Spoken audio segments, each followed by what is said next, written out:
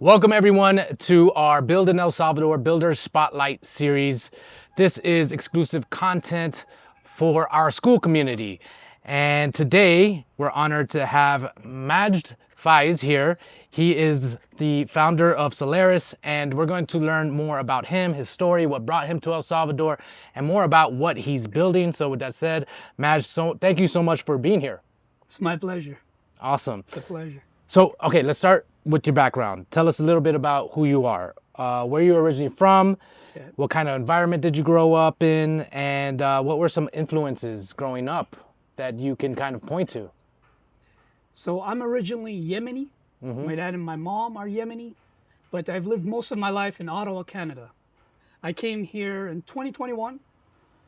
I lived most of my life as a first generation Canadian. But as my parents came to Canada, they sold everything they had in Arabia. Saudi Arabia is where I was born. And just came to Canada for the hope of better education, better work. Unfortunately, they did not know Commie Canada would turn out the way it did. So it's why I'm here in El Salvador. I grew up kind of in the projects. We were kind of learning a lot in Canada. There was a lot going on. My father had a restaurant, so as an immigrant there in Canada, it's not easy. You have to kind of go through a lot, especially when he has 6 children. I'm a middle child. Wow. So and being a middle child is kind of, if you are a middle child, you would know you're kind of the heart of the family. So in 2021 hit, I discovered El Salvador, mainly because Bitcoin became legal. Mainly because Nayib Bukele is also an Arab, Palestinian. To me, it was like a big message. And at that point, things were getting mandated. So the vaccines were getting mandated. I was working a couple jobs, a little bit online. I studied business, but I was in e-commerce and in marketing as well. At the same time, I also had a second job. Immigrants there, they would have 2-3 jobs just to kind of, if you wanted a house, if you wanted a car, if you wanted anything back in Canada, you'd kind of have to hustle your ass off. So, Real quick, so at what age did you arrive in Canada? I was about 25, 26. So Okay. 4 years ago. 4 years ago, you arrived in Canada. Yeah. I arrived to El Salvador. No, yeah, but when did you arrive? When did you I arrive was in 5 Canada? years old. Okay. 5 years old. You were 5 years old in Canada, and so you were growing up where before that? I was born in Saudi Arabia, Jeddah. And my family, both parents are Yemeni. There was a civil war in Yemen, which led my family to fly out of Yafet, which is a sultanate. So Yemen, before the government transition, there used to be 8 sultanates. My grandfather was a sultan of one of them. And because of the war, the king of Saudi Arabia called my family, said, I'll take you guys onto a private jet for you guys to fly out of the war. And my whole family kind of went to Saudi Arabia and started a life there and just left everything behind in Yemen. And here I am doing the same thing from Canada to El Salvador. Yeah, amazing. And what was the family dynamic like? What was it like living in Canada with? So you're 6. Is it brothers, sisters, and what was life like in general growing up? So if you're any type of immigrant flying into Canada, depending on your status and how you live there, you can get socially conditioned and categorized in different areas of the city. It's very, now when I look back at it, it's very like, almost like they do it on purpose, systematically. Okay, we put these type of people here, the Arabs here, the middle class, the higher class, if your status. So society then in Canada, from your perspective, was very segregated? It's super segregated. We just didn't know about it in the hope of getting a passport. So one thing that I've went through personally is, this is a bit personal, but I will put it out there because it's a lot of Arab families go through arranged marriages. And it's very common there. So they think of Canada as heaven. So if people you hear here, people want to go up north to get a visa, get another better life, education, work. Yet it's not really heaven like you think it is until you go through everything, and it's social conditioning mentally, and people get really drained, isolated, and feel alone. And that's what I started feeling the most, especially after COVID. Okay, so then, all right, you're in Canada, you're a young man, COVID hits. What's that like? Oh man, it's depressing. It's you kind of have no choice but to look at yourself in the mirror. I guess that's the blessing and the curse. Yeah? You have to face yourself. You're in this room. You can't go anywhere. And at that point, I was really depressed in the beginning of COVID. I had worked really hard and building a life for myself. And I was married at that point, and I got divorced, or I divorced right during COVID because I started facing myself and facing society and what's going on. And Canada's printing money, and everyone's getting like most people $2,000 checks. For me, it didn't feel right because everything was falling out of proportion to contributing to society, to your community, what true value really means. That's when I went down the Bitcoin rabbit hole. So, Wow. okay, how do we fix this and waking up from this sad world? So you kind of have no choice, otherwise you'll get more sick in a way. And so my perspective of Canada was that they went really heavy on the authoritarianism and tyranny, but there was a high degree of compliance. Basically, a lot of Canadians just fell in line. So what was it like seeing that and being part of that? It's a little sad because you see how many people psychologically have been screwed, like to the point your own cousin would screw you over just for the sake of not losing his status, or because people not want to get deported. People get angry if you speak out, and they're like, "Oh shit, you're replicating communism all over again. Shut the hell up." And or whatever dictatorship or whatever previous government that they're afraid of going back to, which is the root problem within their country. So it's really interesting, but I saw kind of people scared and ratting each other out. Really? And they don't want to lose their job. They don't want to lose their passport. Now, was that they with? don't know their rights, in other Yeah. words. Was that across different ethnicities and cultures in Canada, or did you see this in the Arab community over there? I'm speaking from the Arab community. I'm speaking from any type of immigrant. Okay. But also I saw it, I was raised there since I was a child. I studied there, I worked there. So I'm exposed to all the cultures. Yeah. So even like good friends who are Canadian, white ethnicity, they were just scared of losing their jobs. Some of them were doctors, so they needed to kind of go with the flow, and it was really a compliance test. Wow. Okay, and so was Canada the main driver? I'm sorry, COVID the main driver for you coming to El Salvador? No, actually, kind of, but at that point, 2021 came and Canada was getting more strict. And I was working a couple jobs. One of them was I was driving a tractor trailer. Okay. I was like, okay, you cannot lose this job. Plus, I got another job online, so I'm good. Until they were mandating the vaccines. And I was like, okay, this is not right. And I had already invested in Bitcoin. I saw Nayib Bukele speak out and open the country up, giving out vitamin C packages, kind of the opposite of what Canada was doing. And I was like, okay, hold on. So I was kind of getting more and more cornered from my work, from my family, pressured into taking this vaccine, which did not resonate at all on many levels. And I said, all right. I said, okay, family, even being a middle child, the family kind of depended a lot on me since I was 15. I'd work and I'd support. The family, until that point, I was like, all right, you guys are not listening to the signs, and this does not resonate, a lot of things not making sense on a scientific, on a logical, so I'm out. I took a one-way flight ticket and went to El Salvador, especially after Bitcoin being legal. I was like, okay. So that's the my sign. vaccine was the kind of main driver for you to get out of there? Yes, that's probably the main part. How did your family react?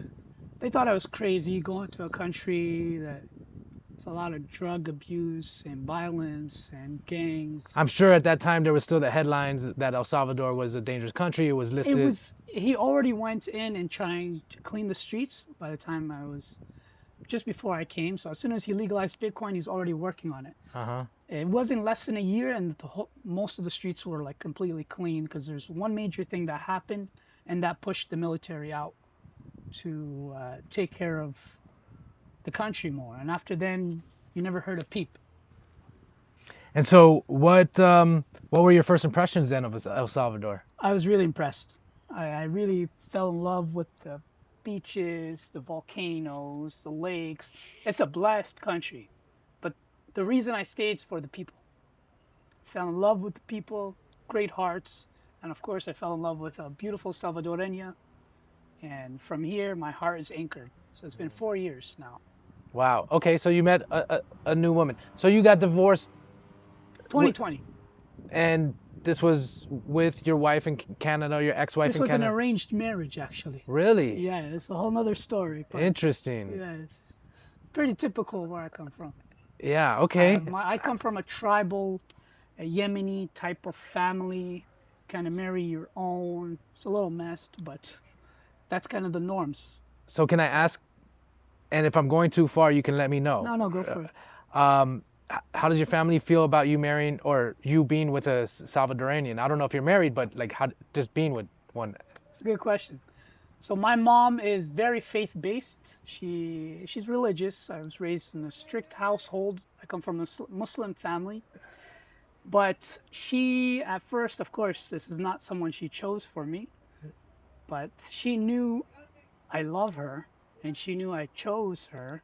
And so when I went back to Canada just last year, she saw her and she felt me like I was a different person, first of all, from when I first left. Completely changed man, and to the point, only a year in, they were already like wondering, hey, what's going on in El Salvador? I heard Google moved in. I heard there's a great, Bitcoin's up, and I heard a lot. They just kept asking me these questions. I said, yes, a lot of beautiful things happen. My wife is a Christian, coming from a Christian family. My mom felt that love, felt that change, and more her heart expanded, her mind. And even though she didn't understand, because she has that faith, she says, I've been praying for you almost every day. And she's so happy to have met her. She loves her.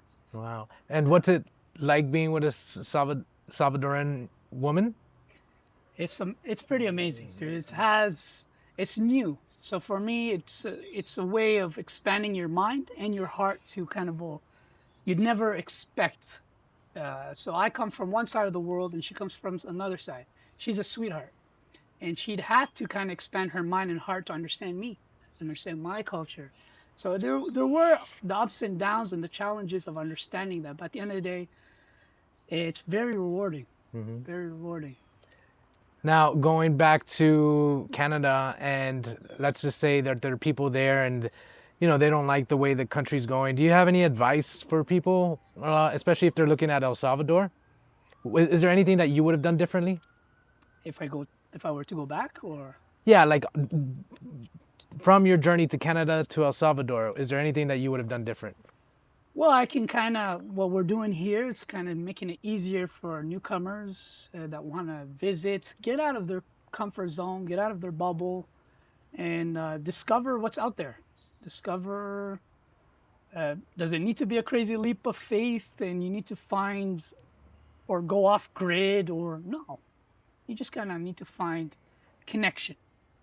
And that's what I would recommend and advise every Canadian, every person in the world: find connection with yourself, the people next to you. If that's completely impossible, then go discover a new place or more connections throughout life. Yeah.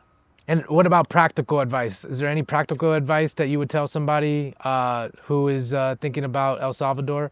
Like, as far as maybe taking a discovery trip, or is there anything like that you wish you would have done differently?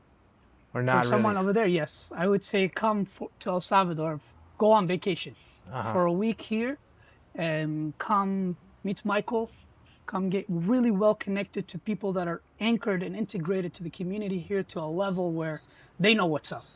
They know what's going on. They've been through the Bitcoin rabbit hole. They've been through every single rabbit hole, and they're doing whatever is necessary that needs to be done. So meeting you, meeting a lot of people in the community, I really admire and appreciate it. Yeah. To me, that's the heart of the movement here. That's what made me stay and kind of be really more inspired. Any challenges that you faced? Yeah, a lot, a lot. So when I was coming here, and again, it goes back to meeting people like you, meeting people that are like-minded, open, heart-centered. My challenges was I spent a lot of money. I lost a lot of money coming here. I had language barrier. I didn't understand how to do business here. At that moment too, Bitcoin was going down. So it's like never. They say you should hodl your Bitcoin, but I'm also a hard believer in creating not only a circular economy, but a true valuable circular economy that's self-sustaining from the ground up. And that includes the soil to healing.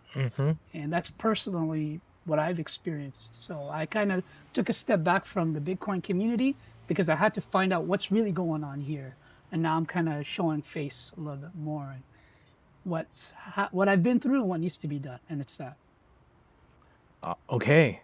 How was it to leave family? Do you miss them? Yeah, I missed them.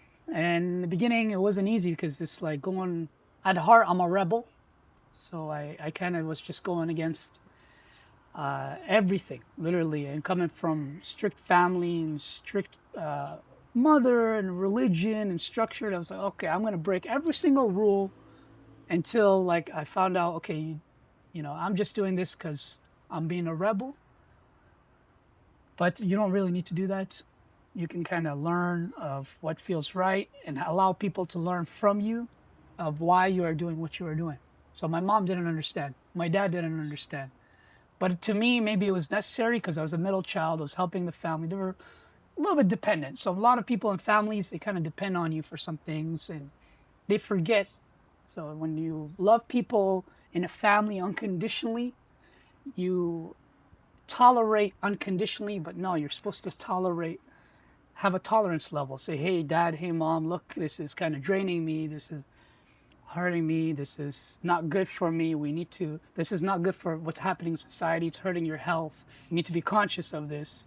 Sometimes it's hard communicating those things because they're not ready to absorb it or process it. So you go do your thing. So that's why I was like, okay, I dropped everything. Family, you guys got to deal with this. In the beginning, it was like that. Then I started missing them more and them too. So like, okay, hold on. What happened to this guy? Let's reflect. And unfortunately, sometimes that's necessary. But now we're closer. Now you're Yeah, we're closer. much closer. Is that because perhaps you went out there and paved your own path and discovered more about who you are as a person, Yeah. which made you feel secure and allowed you to connect with your family on a more authentic level? Absolutely. Okay. 100%. Well said. Okay. Yeah. I can relate. That's why. And very cool. So as far as coming here to El Salvador, what was the process like legally? Did you apply for residency right away? Did you rent first? Did you buy? How did you kind of settle in? I kind of always think business first. So establishing a business. Maybe I shouldn't have done that, dive head first. That's how I lost a lot of money and ran through a lot of challenges because I didn't understand how to do business here or on a social, cultural Can we aspect. be specific? Can we explore some of the specifics there? Yeah, so you'll understand once you open a business here or try to do business, the workforce, the mentality between training people to the standard of quality of what you can expect in Canada versus what you can expect here, let alone trying to connect and get clients to understand. For example, I worked as a marketing agency, and there's lots of people when I came here, they didn't it seemed like Bitcoin got here, and I thought everyone would understand everything online, digital marketing, establish your digital presence. This is critical. There's people looking on the map for you. Do you know that? And a lot of them are not set up, and it goes over their head. So there's a misconception and there's a gap that needs to be filled. Maybe it's because of what happened throughout history here. It felt like it was the 80s, and they need to kind of catch up with their technology, even their IDs. Dewey, they just got that within, I don't know, 4 or 5 years, and now they want digital ID. So the systems are catching up, let alone how to capture trends, traffic, what's happening in real time, who's searching for what. So that's my background. Data analyst, a business analyst, what's happening now, what's going to happen next. And I figured out the disconnect through my mistakes of, hiring and working with clients. A lot of people I worked with weren't Salvadorian at first. Yeah, so kind of just a mismatch there on kind of expectations on kind of maybe the work ethic from to also the systems themselves being a little bit antiquated, and you're ready to go, and Yeah, El exactly. Salvador's is operating on its own time. Exactly. Yeah, gotcha. Exactly. So what's life like now? What's your day like here now in El Salvador? Like your days? Right now it's jam-packed, but flowing beautifully with what's coming together. It's a mix of my personal healing journey, but deeply being in the middle of tourism and the medical industry. So I truly believe El Salvador has the potential to be the next medical tourism hub. So instead of going to Costa Rica, you can do it for much cheaper here. If it's your teeth, if it's taking care of your health, if it's anything you need to work on while on vacation, you can do it at a fraction of a price in El Salvador. So that's where the company Solaris comes in.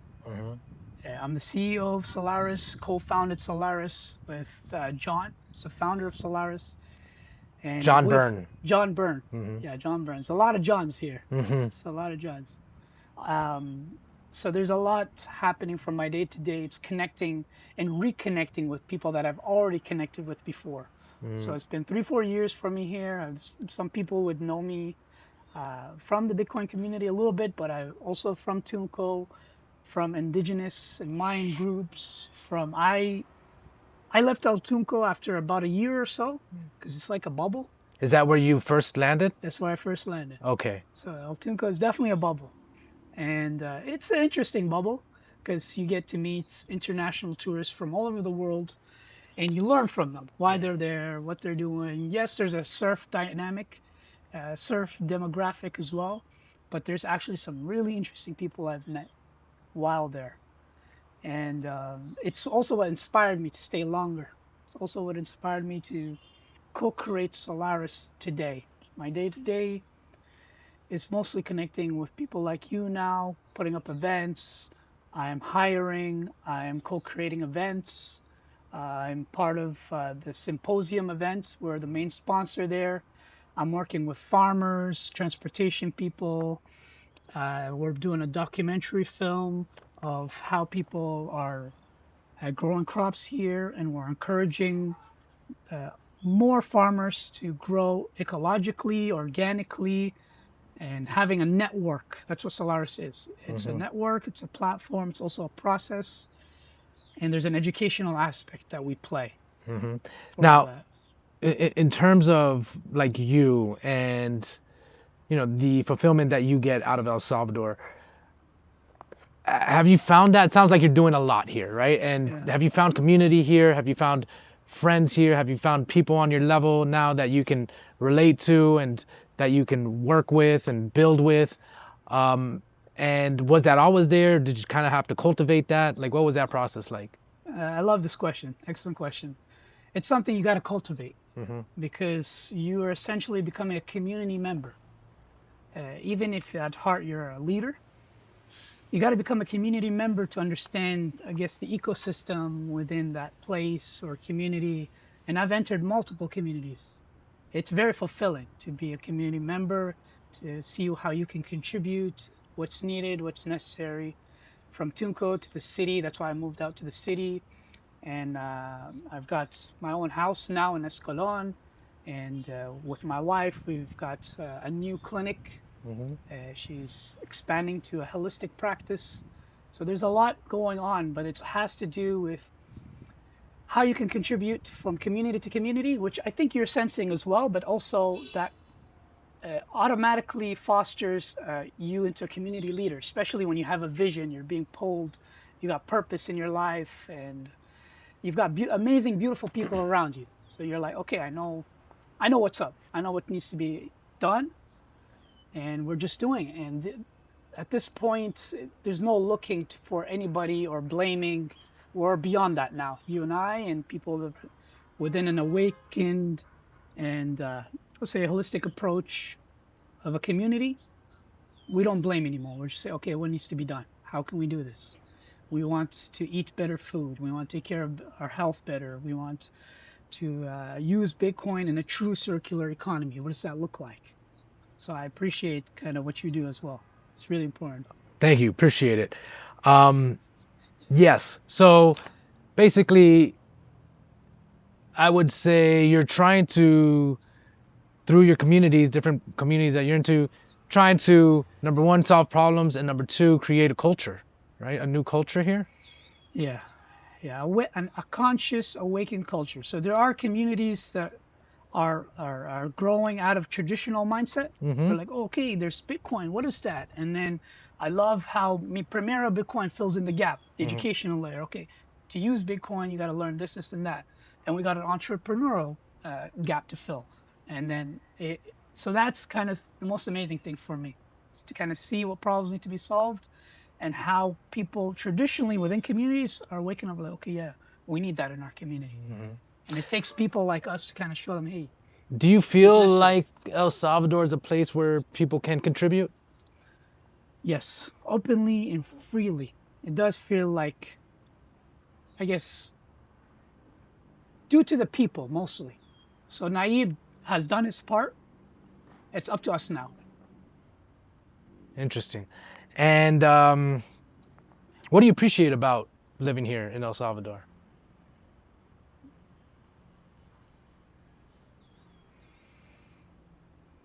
Just look up behind you. Just look behind you. Beyond the people, we're in a blessed country. The blessed area, lots of nature. There's rivers, there's lakes. There's like I've been to a lot of places in El Salvador. I haven't fully discovered it. So I'm excited to discover that and to connect to more people and to see this trend of people coming and discovering it. And some people decide to stay, some people decide to invest, some people decide there's a lot of opportunity here. And it almost feels like there's not as many obstacles. And in fact, if anything, it's accelerated. Interesting. In terms of the people that you see coming in here and that you're meeting, can you talk a little bit about that? What's your perspective on the type of people that are being drawn to El Salvador? There's a trend. So ever since I got here, it's one of my favorite things to do. It's like a hobby. I would sit down and maybe if I got a camera out, it would be like a podcast of a trend of people coming from all over the world and who are, let's just say, are speaking their truth and walking their truth. And they want to find a place where they belong in their truth, in a community that embodies their truth, or let's just say our truth. And what that looks like, it's higher truths. It's people that want more love, more peace, prosperity. What does it look like? How can you contribute? So you can talk about Bitcoin and storing Bitcoin and securely and using it. But if you're not, to me, if you're not using it, it's energy at the end of the day. If you're not using it to add value, to invest somewhere, yeah, we can actually one day create a whole ecosystem under Bitcoin where we just got the land, we got the resources, we've got everything, and we're employing everyone. And I truly believe that's BitTasker. That's going to employ everybody. It's John's other project. So there are gaps we are filling from the ground up. There's people working from top down, but you really got to see it from the ground up. And that's the beauty, actually. It's most fulfilling. Amazing. So I do want to take a hard left here, hard turn, and go back to something that you mentioned. You said that you bought a place here. Yes. How was the process of buying property here? It's not easy. I looked at it in Tamanike when it was cheaper. It's one of my favorite places. Now it's like it's crazy, becoming like a bubble. All of El Salvador, the real estate is turning into a bubble. Luckily, I wanted to go further. Up to a certain point, I had to kind of balance convenience and price and location. I was like, okay, screw it. As a Canadian, I can pay close to $1 million or $500,000 and get a shitty wooden 3-bedroom house, or here get something for $300K to $400K. That's a huge ass ballin' house, and that's what I decided to do, and that's what where I'm living now in Escalon. I'm Chris's neighbor, so I live right beside him. And that area is pretty blessed. It's kind of so this is bubble on its own, but it's a bubble I've chosen for my family. Yeah. And anything to watch out for when buying real estate, or was the process pretty smooth for you? It was smoother than others. I've heard a lot of people that it wasn't as smooth. I know they're working on it to make it smoother, but there's a lot of hoops to jump through. There's a lot of middlemen. Did you have to hire a lawyer? You always have to hire a lawyer for everything. So a lawyer is crucial. Okay. For anything here, a lawyer will do most, or if all, the things that are needed. So anytime you're kind of facing the legal or the professional kind of system, you want to have a lawyer involved? Yeah. Yeah. Yeah, and a trusted lawyer. We're building kind of a trust-based system here with our community, so a trusted lawyer is very important. We know what it's like coming from outside and being exploited. Yeah. We don't appreciate that. And did you have any experiences like that? Like, was it hard for you to kind of build up your network here and the resources? Was it hard for you to find a good lawyer? Did you have to go through a couple first? Like, what has been your experience as far as building up your professional network here? It was more like the Bitcoin ethos, proof of work. Prove you're contributing. Prove you're doing the goddamn work in order to be recognized or incentivized, or so through that, people were knowing me a little bit more of what I do, of who I am. Reputation is important here. Yeah. It's super important. It's probably, as my grandpa, his word was his gold. So for me, building off of that, anything with anybody, any relationship, you really have to kind of make sure you establish a respectful relationship with everybody, and they will always connect you with a trusted person. You'll always find that. People are happy to serve you with a big smile. They're happy that you're here. And you, as many Bitcoiners realize right off the bat, whether that's because they're Bitcoiner or they're somebody new, doesn't really matter. They're just excited to see a new face. Cool. So I want to get into what you're actually building here in El Salvador. But before we go there, I do have a blank in your story that I'm trying to fill. And that is, what were you doing in Canada before COVID?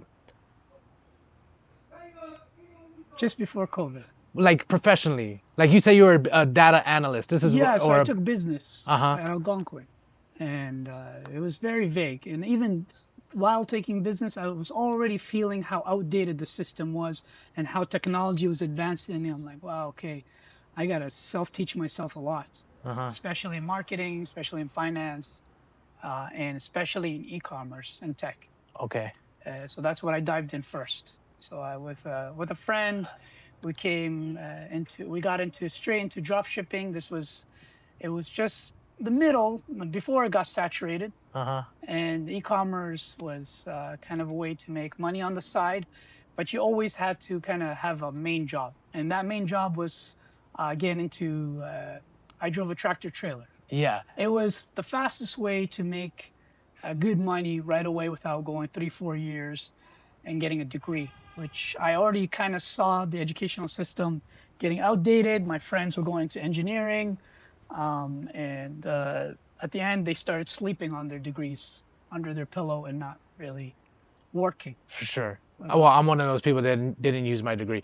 But that helps me fill in the gap a little bit. So, as far as you becoming a data analyst or you liking analyzing trends and data, that came from kind of the drop shipping and Yeah, so I was analyzing what was going on in the world, ridiculous things when fidget spinners were booming, uh-huh. and emotional intelligence behind it, the hype, how that went into paid ads and how you target. It was fun. It was like seeing, okay, people are being silly during COVID, before COVID, but during COVID and after, it was more fun because it's like everyone was online, and you can kind of get a feel of how everyone was feeling, and it was like a time to boom if you were online. Oh yeah. That's why any software company like Zoom, like many software companies that were online, they boomed during that time. So it's fun seeing that and Okay. analyzing that. Yeah, that makes a lot of sense now. Cool. And did you kind of develop your entrepreneurial side from that as well? Yeah, E-commerce? and I started kind of going investing more and more in Bitcoin. I wish I got in earlier, but that was kind of the moment I was like, okay, all my values are lining up with Bitcoin. I messed around with some shit coins, and a lot of it was falling for some conspiracies, let's say. Maybe a lot of us fell for some conspiracies. One of them, I'll admit, is the XRP conspiracy. It's like if the SEC was doing a magic trick and they pulled a rabbit out of their hat, and everyone's like, "Oh, look, they're going to try to create a new financial system using XRP." And I'm sure you guys heard that, and every Bitcoiner kind of goes through that and sees that. Except I kept pointing at that, saying, "Hey, is anybody seeing this?" But really, it doesn't matter what they do. What matters is what we do. And a new system with real sound money. So I don't know if anyone has come up to you and said, "Hey, do you accept XRP? Can I pay you in XRP?" No, but I do know a lot of people that got sucked into the narrative during that time. There's a huge narrative. Like you said, the internet was the avenue where people turned their attention to during COVID because everybody was on lockdown, and yeah, the narratives online were just abundant, and so a lot of people got into kind of, different different coins and different stories and different cults, even cults, and stuff like that, and different conspiracy theories. And so it was a crazy time. And so,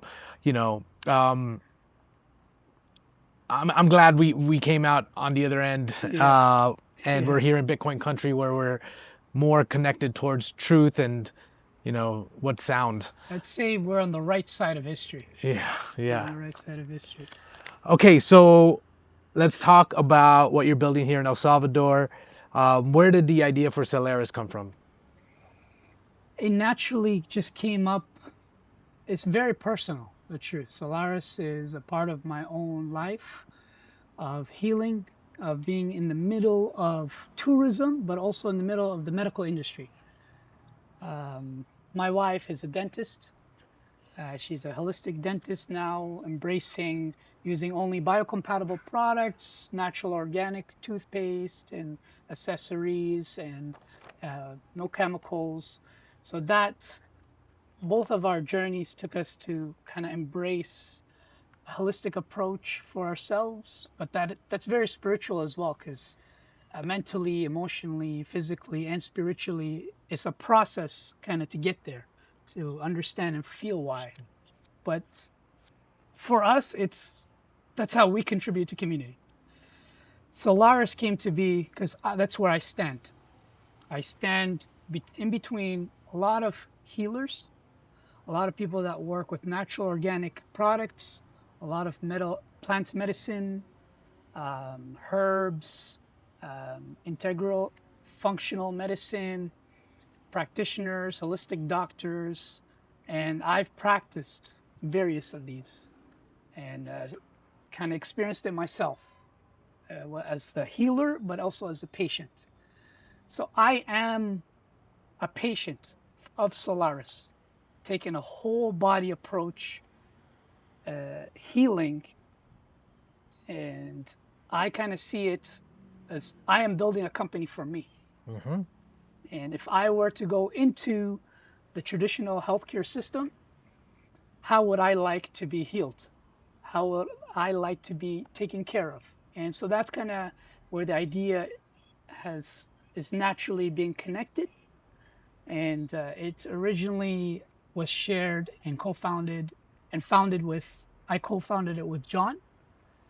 And John has been through an incredible story, incredible healing to the point, I'll let him kind of share more of that, but it's almost like he went through a lot of shit just so he can heal in various ways, so he can package this like multiple ways of healing. Let's call them breakthrough science, evidence-based healing that's holistic, that before was once upon a time was called woo-woo.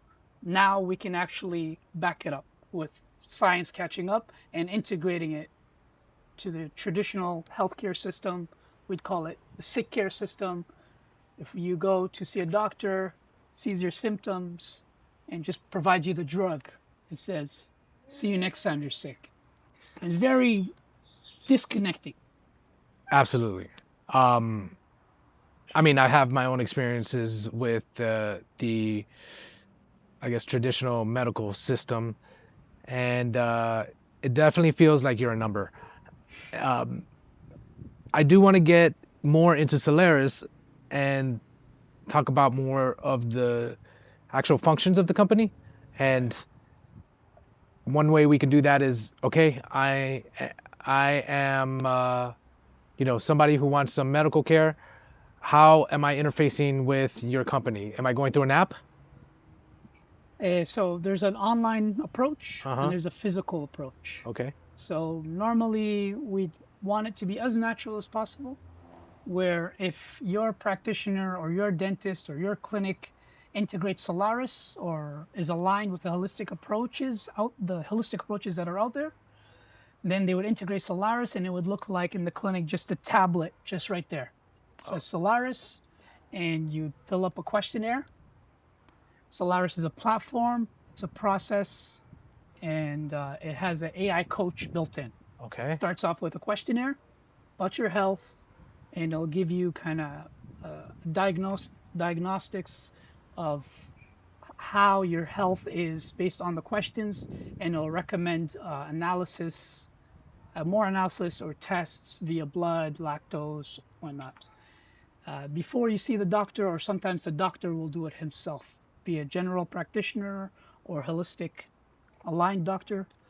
So if it was in his clinic, he would take you through the tablet. He'd say, hey, I'm embracing a holistic approach, and we're going to take a look at your whole body, not just at one side, and say, okay, you got these symptoms. Let's take a look at actually what's going on with you. And that provides a lot. And many patients, kind of in the practical sense, when you're physically there, you get to notice what your body really needs, what your mind really needs, and the doctor will recommend based on your results, maybe a health plan, a meal plan, and any vitamins or minerals that you are deficient in, let alone if you ever needed a specific specialist, he'll recommend. So at its core, it's preventative care. But you can do all of this online. And the AI acts like a coach. It can provide you the results, it tracks, it follows up, and acts like an accountability partner. So there's always someone there with you. You're not feeling alone. Your health is the most important, and the AI reminds you of that. But we want the human beings to be the beginning and the end. Touch point. Is this also a network? Like, can I find doctors through this? Yes. Okay. So it's a list of holistic practitioners, dentists, doctors, maybe some of them that are not in the traditional healthcare system. So slowly we're expanding. But this is a network not only of doctors and healers, but also eventually you'll find farmers on there. You'll find it's an expanded network. So whether we're going to have that on the front end or on the back end, we haven't decided that yet. But on the back end, there's a network of a farmer, of a natural product maker who sells their natural products or organic. Some of them are handmade. Transportation people. These are all connected to a health nutritionist, to a professional chef who's preparing the meal plans. If you opt in for a meal plan, and it'll be shipped to your house. So there's a huge trend now in Canada. It's growing a lot of meals prepared and delivered straight to your house. You get to choose 5, 6, 7 days a week. Some people don't have time to cook, but this is a very,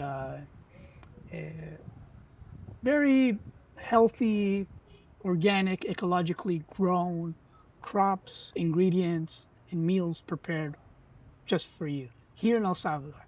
It's a very Canadian thing, but we're bringing it here. So it sounds like this is a platform for an entire holistic approach to health, all the way from nutrition to actually seeing a health practitioner. Is that correct? Exactly. We got to do our part. We do our due diligence. We are responsible for connecting all of these to the best of our knowledge and ensuring we're delivering the highest quality. Okay. And how do you see Solaris then in the bigger picture here in El Salvador? I see it as a ripple effect.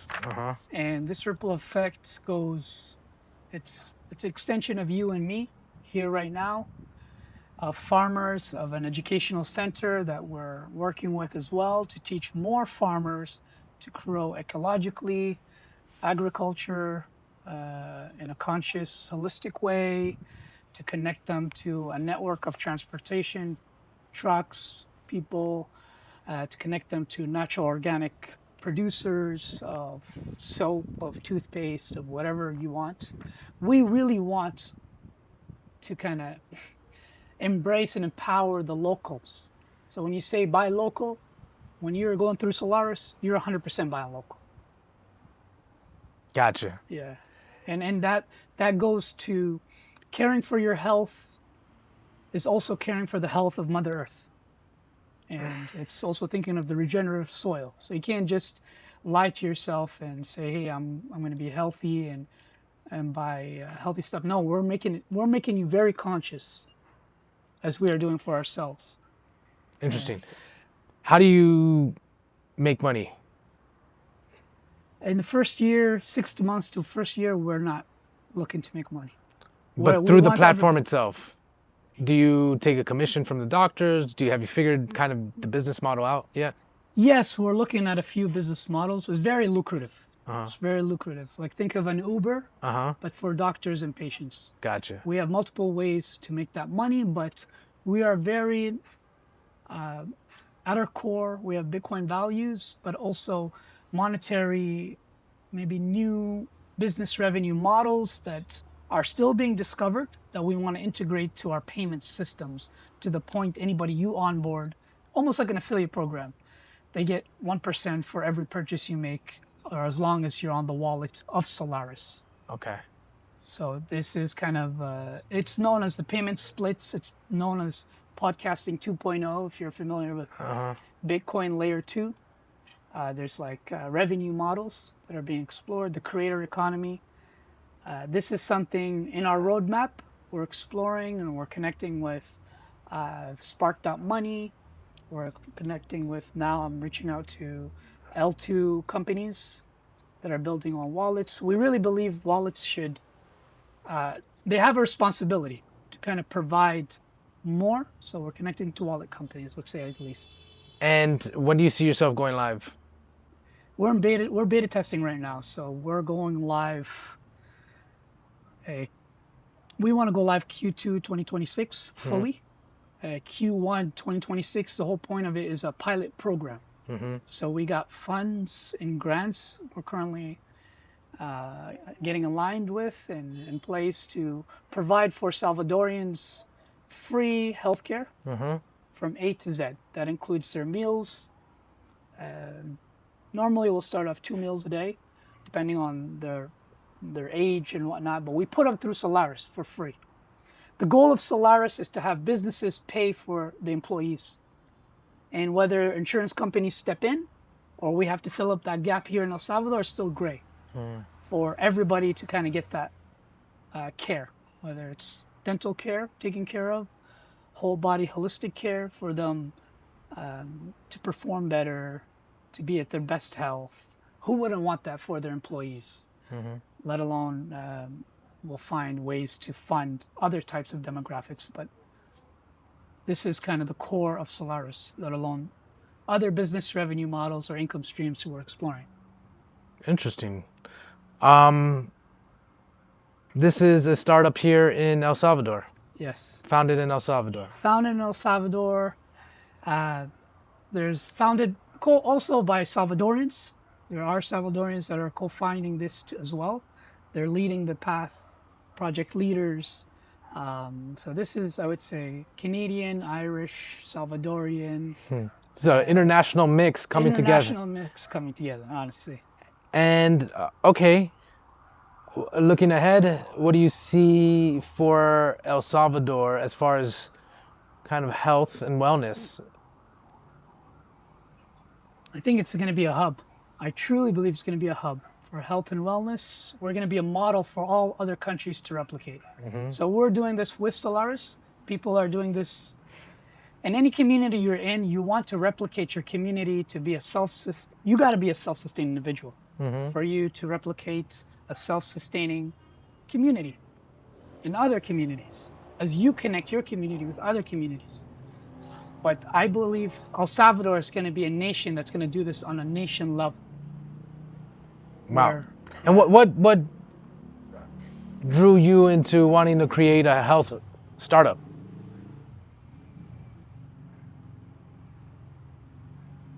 I was going to go into tourism. I love tourism. I still kind of am in tourism. And I have my own guest house as well in Escalon. I've worked with Sunzal, Casa de Spino 800, the Salvadorian restaurant hotel chain. I always loved it. It's what my heart loves, connecting with the people here, the experiences here. So at the heart of what I do is I like to receive guests. I love to provide hospitality and allow people to experience El Salvador to the fullest, rather than staying here 3-4 years and discovering it the hard way. Say, okay, here, this is the best of El Salvador. Just like how we're sharing El Salvador right now. This is the best of El Salvador right now. Okay. So I got into healthcare naturally through my healing journey. So healing myself. And then I was like, okay, we can go to many Bitcoin events. We can create many events. But at the end of the day, what matters most is your health. If anything goes wrong with your health, nothing else matters. So that's kind of the first step for all of us. And then from there, we can figure out the rest. Awesome. Okay, so looking out into the future for El Salvador, from your lens, is there anything that concerns you about the development of this country? Yeah, I see like many buildings are being built here. It's reminding me of this financial bubble, this rat race, this profit-driven, I want my ROI. I just invested in a building or some apartments. And it's creating a gap and a disconnection between people on the ground, how much money they're making, and how affordable is it starting at $200K apartment. This gap is, for me, I don't know how we're going to fix it or fill it. It concerns me a little bit because, will everything need to pop in real estate for that to happen? Will they need to do regulations? I don't know. Truth, I don't know. So are you talking about kind of the wealth disparity that is Exactly. starting to occur here? Yes. Okay. So minimum wage is, it's 350, 400 a month. How can you afford a 200K apartment? Yeah, people say these are people coming from the US and buying apartments, but at this rate, there's not enough. There's not enough of them that are, I wouldn't want to say insult anyone's intelligence, but investment wise, it's not a wise move. In terms of how much land is left in this country, it's not much. It's a small country. But it's like, what are we doing in this land? What's the most important thing we can do?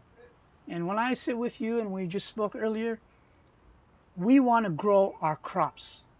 We want to make sure we're building self-sustaining communities. So if you're coming to El Salvador, I hope that's the first thing in your mind.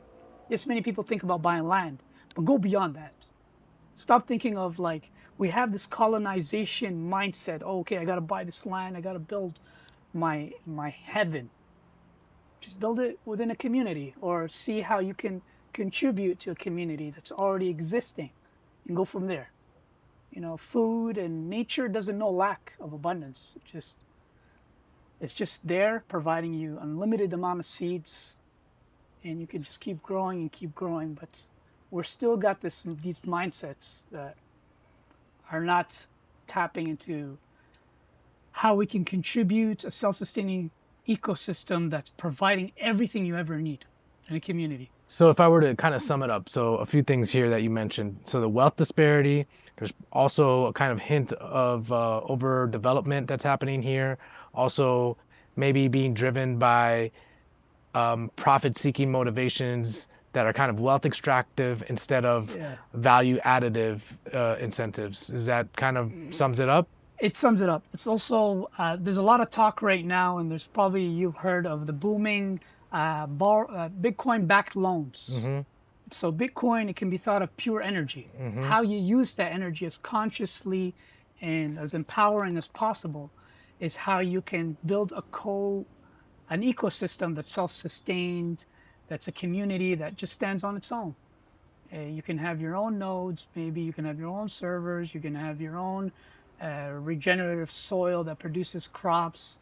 Now, this sounds like a dream, but we're living in an age of where this is possible, where this is much easier than ever, where you've made money from your Bitcoin.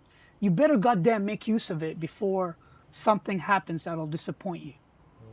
So you make use of it, have it circulating. When you talk about circular economy, have it circulating in a self-sustaining circular economy. So you're saying to pull out the liquidity that's held within your Bitcoin, like to kind of deploy, as our good friend John Byrne likes to say, deploy the energy which you have stored up in your Bitcoin in order to create value in the world. Yes, and going back to exactly what we were talking about, that liquidity that's being deployed in these buildings, that's not the right energy you want. So that's the financial markets, these smart financial gurus are saying, okay, we see the potential in this land, we can extravagate, we can build this, we can make money, let's borrow money from our debt and leverage more debt, and the cycle that's driven by not the energy you want. Okay, and as far as looking forward, now let's flip the script a little bit. What positive trends do you see happening here in El Salvador that you can look forward to with an optimistic outlook? So going back to what we were saying, Bitcoin-backed loans. If you have Bitcoin, start with understanding how you can co-create an ecosystem, a community, how you can contribute, what part you'd like to play, what feels right for you. Maybe you're a doctor, maybe this is the positive. It's how we come together. Your unique role. I got mine, you got yours. And for me, it's fulfilling to be my best self, to my best knowledge, to the best I can do, and same with you. This is the positive thing I see happening to the point that the symposium coming together, this is a co-creative.